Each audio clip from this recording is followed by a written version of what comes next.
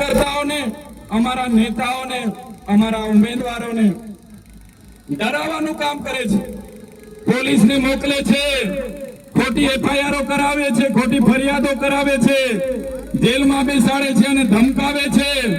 પણ એ પોલીસ વાળા પણ કાન ખોલીને સાંભળી લે, એ ભાજપના નેતાઓ પણ કાન ખોલીને સાંભળી લે, તમને બેઠા એટલી જ અમારા લોકોને હેરાનગતિ કરજો, અમે વ્યાજ સહિત તમારો હિસાબ કરવાના છે। ત્યારે આ ભારતીય જનતા પાર્ટી બોખલાઈ ગઈ છે। આ એ વખતે છેલ્લો ગરબો એમના ઘરે જવાનો છે, એટલા માટે ત્યારે પોલીસ વાળાનો ઉપયોગ કરીને અમારા લોકોને ડરાવાય છે। ત્યારે આ છોટાઉદેપુરના એસપી, એમના ડીવાયએસપી, એમના પીઆઈ, પીએસઆઈ એમને કહેવા માંગુ છું, તમને એટલી બધી રાજકારણની શોખ હોય તો વર્દી ઉતારીને ભાજપનો કેસ પહેરીને આવો મેદાનમાં, કેટલા વિહેશ ભો થાય ખબર પાડી દઈશું।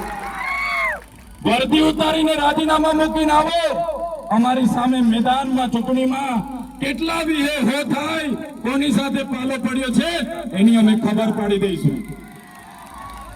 અમે તમારા બાપથી નથી ડરતા તો તમારાથી ડરવાના નથી।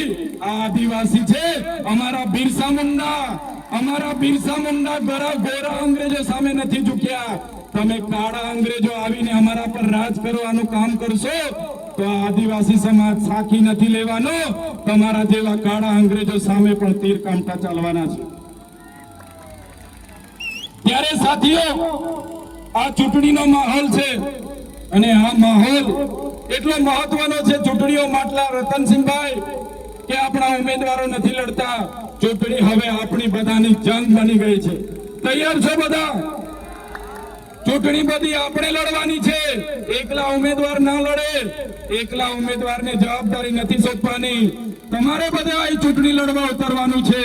આપણી પાસે અઠવાડિયું વધેલું છે, અઠવાડિયાના તમામે તમામ ગામોમાં આપણે બધાએ મહેનત કરવાની છે, આપણે બધાએ પ્રચાર કરવાનો છે, પોલીસ વાળા સામે પણ આપણે લડવાનું છે, ભાજપ વાળા સામે પણ આપણે લડવાનું છે, કોંગ્રેસ વાળા સામે પણ આપણે લડવાનું છે અને આવનારા દિવસોમાં તાલુકા પંચાયતો, જિલ્લા પંચાયતો આપણે આપણા ઉમેદવારોને ચૂંટીને મોકલવાના છે। તમે જોઈ લો, આ ભાજપના લોકોએ આપણા વિસ્તારનો સોદો કરીને બેઠા છે। જ્યારે નર્મદા ડેમ બન્યો, એ નર્મદા ડેમના વિસ્થાપિતો જ્યારે આ વિસ્તારમાં આવ્યા, એમના માટે આજે પણ રોડ નથી બન્યા।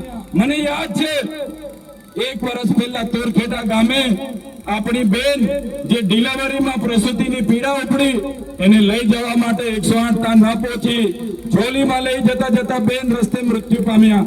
એ જ પ્રકારે આ વિસ્તારમાં રસ્તા નથી, પાણી નથી, સિંચાઈ નથી, શિક્ષણ નથી, આરોગ્ય નથી।